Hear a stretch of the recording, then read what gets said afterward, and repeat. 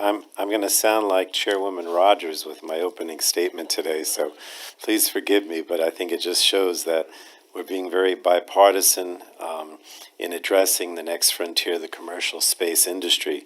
And the stakes could not be higher for the American satellite marketplace. Just this last week, we witnessed the Chinese government's balloon flying high above American airspace.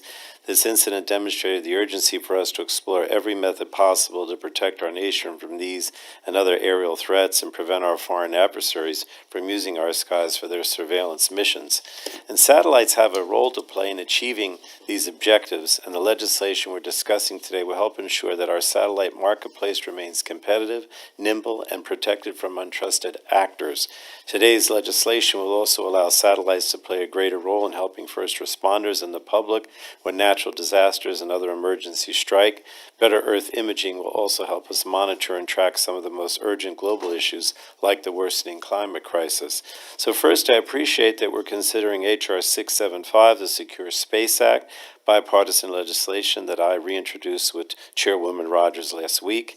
This bill would extend the Secure and Trusted Communications Network Act framework to the U.S. licensing of non-geostationary orbit satellites to protect the public from untrusted entities and foreign adversaries.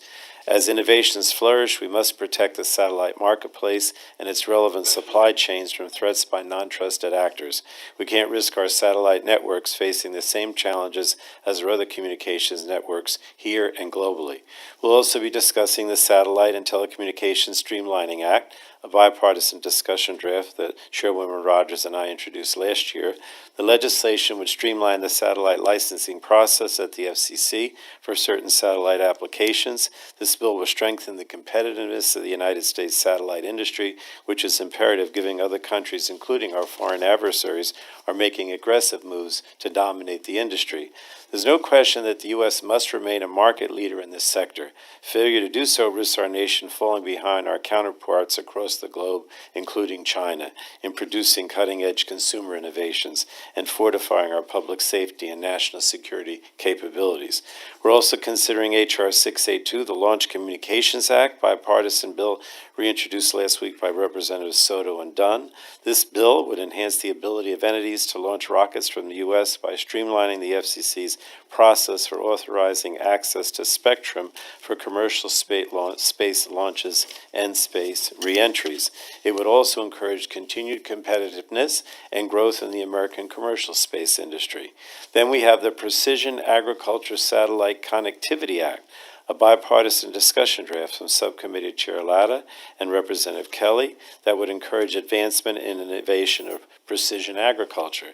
This bill requires the FCC to review its rules related to certain satellite services, to develop recommendations to promote precision agriculture, and report its findings to Congress. And finally, there's the Advanced Local Emergency Response Telecommunications or Alert Parity Act. This is, again, a bipartisan discussion draft from Representatives Johnson and Schreier that we also introduced, or they introduced last Congress, and it would allow satellite communication providers to access spectrum in temporary situations so that mobile customers can retain access to 911 and other life-saving services where service is not available. This could be in circumstances where the area is remote or where the area is experiencing service outages caused by natural disasters. And with this bill, Americans will not have to worry about being able to reach first responders and loved ones in an emergency. So every bill and discussion draft we're considering today is bipartisan, and we look forward to hearing feedback from these witnesses and other stakeholders. I'm determined to continue working with Chairwoman Rogers, Chairman Latta, Ranking Member Matsui, and other members of the committee so that we can make sure the United States leads the rest of the world in satellite communications industry. And time is certainly of the essence. So I welcome our panelists, look forward to hearing from them. It's also nice to see that a familiar face will be before us today, David Goldman, although I don't see David. Where is he? Is he here? No? He's not here yet, okay. He served as the subcommittee's Democratic Chief Counsel for several years, and I thank him in advance for being here when he arrives. We'll see. And with that, Mr. Chairman, I yield back the balance of my time.